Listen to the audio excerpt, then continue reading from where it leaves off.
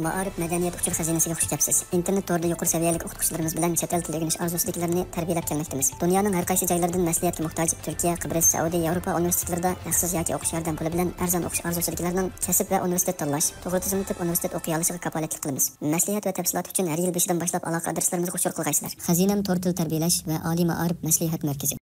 Hi everyone, welcome to the High Language Training Center English Alphabet Program, and today we will learn how to write letters. Assalamu alaikum sağolashlar. G'oyat tarbiyalash markazimizning ingliz alifbo darsiga mush programmaga kelganlarni qarshi olamiz.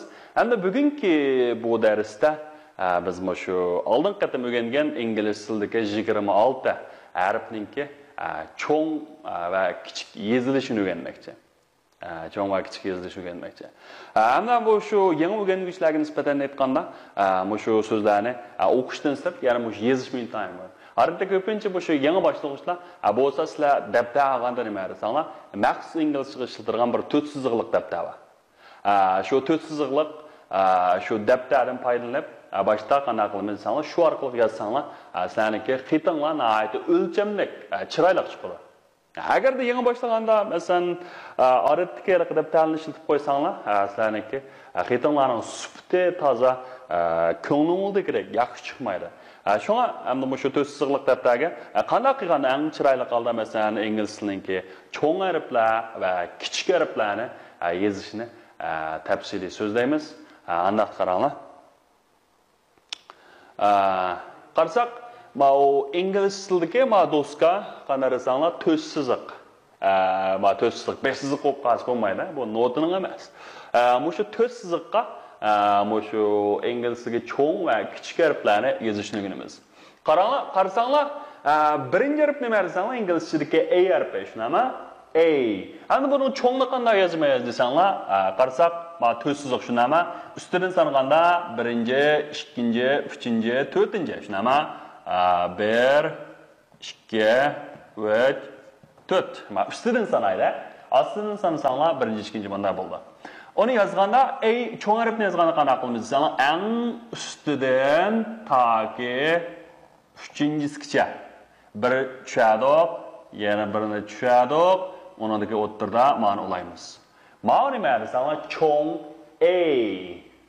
Biladimi? Ma'ni nima? Cho'ng A harfi. All right. Endi kichik A qanday yozamiz desanglar, shu 2-chi va 3-chi siziq orasiga yozamiz. Qarasanglar, mana bir tushib, ustiga bir chiqdik, undan keyin mana saqlan bo'ldi.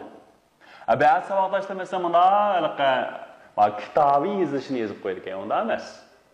Yozgan nima desanglar, mana ustiga mana bir aylanib, undan keyin mana nima?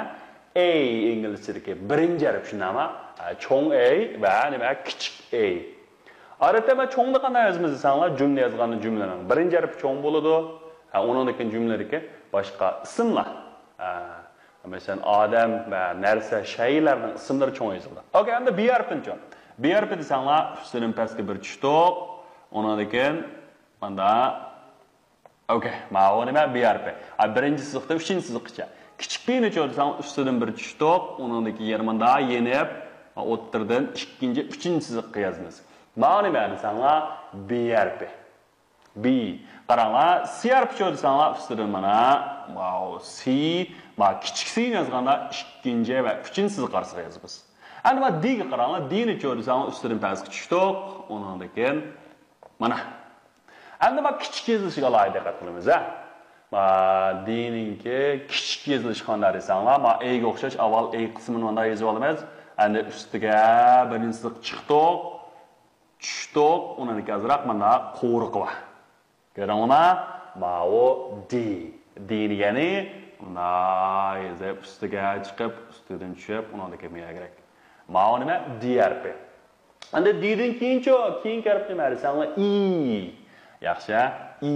Bu I ni yozganda ustida bir siziq sifatli ustiga. Görünglar? Undan keyin pastga, eng pastga tushib, yana bir siziq sifatli. Undan keyin o'ttirgan nima desanglar, bir siziq chiqsaq, bu nima? I harfi. I. Endi kichikni desanglar, kichikni 2-chi, 3-chi o'ttirisiga yozamiz. Mana ko'rdingizmi? Mana nima? I harfi. Undan keyinchi, I dan keyin nima desanglar, F. Shunama. F ni yazganda o'xshashlar nima? Ustiga bir siziqsizlik, undan keyin eng ostiga tushdik, undan keyin o'ttirini tutashtirib qo'ydik. F. Hamda ma'o kichik F eng qiyin. Bu ko'pincha savodashlar shu kichik F harfi kelganda intayin ko'p xatolar. Bundan yozish shakli qanday desam, mana avval ikkinchi siziqqa bir siziq olamiz. Ondan keyin tag ustidan mush ostiga tutashtirgan gap qaranglar. Okay. Ma'o nima desanglar? Kichik F. Kichik F. Ama cho'ng F ma'o bu kichik F, bu shu tagga butun to'liq birinchi siziqlar to'rtinchi siziqni tutashtirib, to'rt siziqning hammani tutashtirib qo'yish nima? F. Hamda keyingi so'zlar G. Hamda ma G ning cho'ng yozish qolayda diqqat qilamiz. Ustiga bunday chiqdik. Undan keyin bunda ba'zi ma'bas kerak, bundan chiqib qo'ydi. Ma'o nima? Cho'ng G. Hamda kichik G ning ma quyruqi ma'o ikkinchi, uchinchi siziq bo'ldi, ma G ning nimasi? Undan keyin quyruq qanday desanglar, pastga tushdi. Pastga tushdi jina. G harfi bo'ldi. Ma jo'qim ma pastga tushirgan ejimi? Okay, E F G. Hamda qaysi? H. Hamda harf qaysi keldi desanglar? H. H asango deymi? Mana buningki ancha-cho'ng xeyri yo'q. O'shdan chiqdik. Yo'q. Demak hamda H.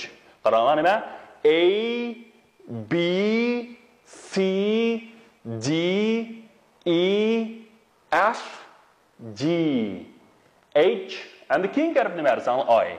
Okay, ana oyni yozganda diqqat qilganimiz, ma cho'ng yozganda cho'ngga qanday desanglar birinchi sifatda, uchinchi sifatgacha. Va kichikcha desanglar manda chiqdi, ustida bir tal nima chekit bor. Ikkinchi sifatlar, uchinchi sifatlar o'rtasida bo'ldi. I shunami? Okay, ana keyingisi nima desanglar I J. Ma J ning cho'ngini yozganda manda kichik kelganda qanday desanglar, ma asrin darim qilgan gap. Ma nima? J. Okay, J. Undan ikkinchi desanglar J qaysi harf? K shunami? Bu rejaq bola K deb o'qiladi. Bu nima desanglar? K. K. Endi bu K ning kichigini yozgan alohida diqqat qilamiz. Okay, kichigini yozganim egizligi, meniki o'xshash. Undan keyin kichik kelgan nima desanglar? Meniki ma'o keyin ma'rifni chiqarganda ikkinchilar, uchinchisi orasida qanday desanglar bo'lish kerak. Okay. K, keyingi so'rasanglar L. Okay. L. Bu L ni yozmoq muntazam emas. Ama kichik lekin nima desanglar, ma chiqib qayirsa kichikroq bo'ldi. L, keyingi shu M. Okay, M. M deymiz, M emas. M, ma kichikni yozamiz, ha. Ikkinchisilar, uchinchisi orasida bo'ldi. M. Okay, keyingi shu N. Okay. N, ma kichikni o'xshashdan bu yerga. Mana. M, N. Okay, M, N, N. Keyingi O. Ma kichik va ikkinchi uchun. Demak, kichik ko'pincha ahvolda ikkinchi va qanday desanglar, uchinchisi qarsa O, P. Bular ma P ga alohida ahamiyat beriladi, bolalar. Kichikni yozganda ma quyruqqa nega tushirib desanglar, ma pastga tushiradi. Ko'ringlar? O, P. Okay, P. Ana Q ning o'xshash, ha? Ma Q ni cho'ng yozgan bir tal O ni yozib o'tib, undan keyin bu yerga. Okay. Tamam. O, P, Q. Q ning pastga tushiradi. Q. Yana birisi R. Okay. R. Va kichikni yozganda mana ikkinchi sifatdan pastga bir tushib, uchinchi sifatdan ikkinchi sifatga bir chiqib, dalay bes qo'ysam bo'ladi. Bu nima? R. Okay, R. Keyingi so'rasanglar S. S harfi. Okay. Nima? S. Kichikcha. R, S. Good. And then T. Okay, T. Nima? Ma kichikni yozgandami? Ana desanglar, bir tal siziqsiz deb mana qilamiz. T, R, S, T, U. Birinchi siziqdan uchinchisiga tushdik, yana birinchisiga chiqdik. Ma kichikni yozganda okay. Mana U shunami? T R S T U V ga kelibdi, ha? Keyin kelib nima ekan? V. Past uchinchisiga tushdik, yana birinchisiga chiqdik. V. Kichikni yozgandim qanday desanglar, ikkinchi siziqlar, uchinchi siziqlar orasida eshib ketmasini. UVW. Okay, ma W'ni yozganda, ma o uchinchi siq bilan birinchi siq orasida. Kichikka nima desam, o'xshashlar ikkinchi, uchinchi siqda. X. Onun keyin nima desam, X. X mana o'sha xato belgisi o'xshashlar. Endi kichik yozish qanday desam, o'xshashlar ikkinchi va uchinchi siq orasida. X, W, X, Y. Ma Y'ni qatqan birinchi, ikkinchisi shu birinchisidan. Onun keyin ma kichikka alaydi sal ta'sirga, kichikka qanday desam. Meğer bir U'ni yozib, onun keyin pastga qo'riq tushadi. Va sen boshqa qo'riq tushadiganlarning masalan P, shunama Y. Onun keyin nima desanglar Q. Onun keyin G. Mushlarga alayda qat qilamiz. Demak, endi shu tag 4-chi nimaga tushirishmi? Eng oxirgisi Z. Z yoki bu nima deymiz? Z deymiz. Set bo'lib qoldi. Bir to'g'rilab oling. Z yoki nima? Z. Xo'sh, hamsa, shu harflarni bir qatam o'qib o'taylik, sog'lashlar. A, B, C, D, E, F, G, H, I, J, K, L, M, N, O, P, Q, R, S, T, U, V, W, X, Y, Z. All right. Sağlaşlar. Mana bugün şu harflarning yozilishini o'rgandik. Bo'lsa sizlar shu o'lchamlik daftar olib, har bir harfni kam deganda 50 qatimdan yoki 100 qatimgacha yozib bir mashq qilsanglar, shu harflar kallangizda nayt aniq bo'lib ketadi. Bo'ldi. Xo'sh, endi keyingi qatimliq darsimizda biz shu ingliz tilidagi tovush xalqaro birlikka kelgan shu ingliz tilidagi transpikiyasi. Okay, masal uzun so'z mandaqcha aytganda, shu ingliz tilidagi pinyin-chi desak bekara tushunasiz, shunami? Shu xalqaro birlikka kelgan tovushlar sistemasi bor. Shu tovushlar sistemasi o'rganamiz. Bo'ldi. Bugungi darsimiz bu yergacha bo'lsin. See you next time. Goodbye.